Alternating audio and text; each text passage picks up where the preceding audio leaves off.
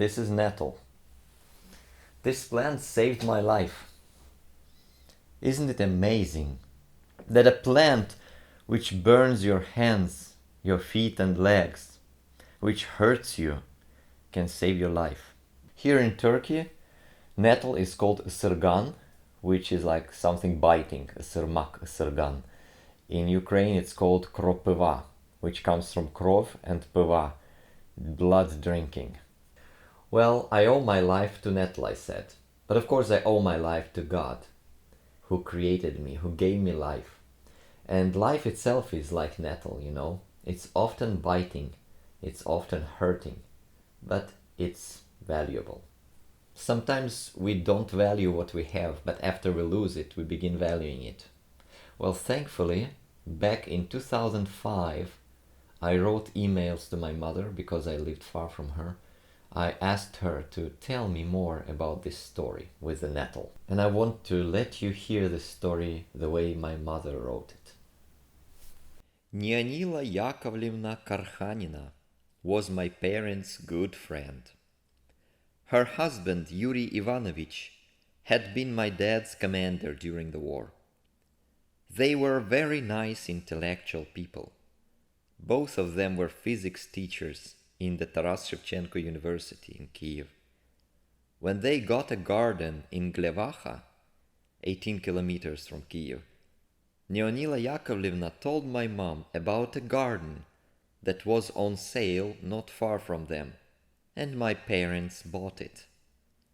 We used to communicate with them in Glevacha as well, actually with Nianila Yakovlevna, because her husband didn't come to the garden very often.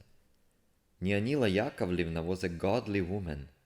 She was always calm and friendly to everyone. I never ever saw her angry or irritated, neither I heard a bad word from her. She was very generous and liked to treat us to good meals, especially on Christmas and Easter. I am sure she was a Christian believer. Nianila Yakovlevna had a special gift of treating people with all kinds of herbs. Actually, we used to consult with her each time we had a health problem. So, my mother was pregnant with me, and she went to the summer house in Glevacha, 18 kilometers away from Kiev. Usually it would take about 40 minutes by metro to the railway station, then about half an hour by train, and then about half an hour walk. So you can imagine how far it was actually. The road was very far. And she came to the summer house and bleeding conditions started. And she understood she was in danger of a miscarriage. I was crying bitterly as I was feeling sort of guilt and grief as well as panic and despair. I did not want to lose the child, and I understood it was my fault that I was losing it. The thing is that I had been told by the doctor to not carry heavy things, but I had brought lots of food to Glevacha from Kiev that afternoon, carrying it under the blazing sun. Physically, I was very weak and bleeding badly. Then I met Nianila Yakovlevna. It was rather late in the evening. I was going to the train station to get to Kiev. It was getting dark already. She told me to pick up nettles, and I could hardly find it in the coming darkness. She told me to boil nettles and drink it every hour during the night, and then go to the doctor in the morning. So I drank the nettle tea and fell asleep. I don't remember if I did drink more of it during the night, but when I woke up there was no more bleeding. When I got to the doctor, she could actually find no traces of bleeding, but she put me in the hospital just in case. The hospital was in Bessarabka, near the market. I was the only one in the ward who was trying to preserve my baby. All the rest were abortionists. Only one woman had an inflammation.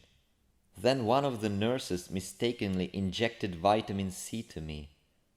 I learned about it by chance when the abortionists were discussing the means of getting rid of a baby.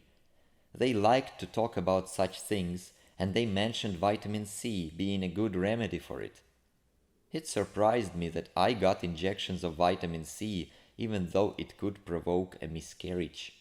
So I asked the nurse about it. She apologized. She said that all the abortionists were getting those injections and she mistakenly included me on the list. Praise God, she had injected it to me only a couple of times. So I just wanted to share this little story with you. It's very meaningful and important for me in my life, and I hope that you also enjoyed it and found it meaningful. And for everything, glory be to God. For Him we live until the last breath. Let's turn the page.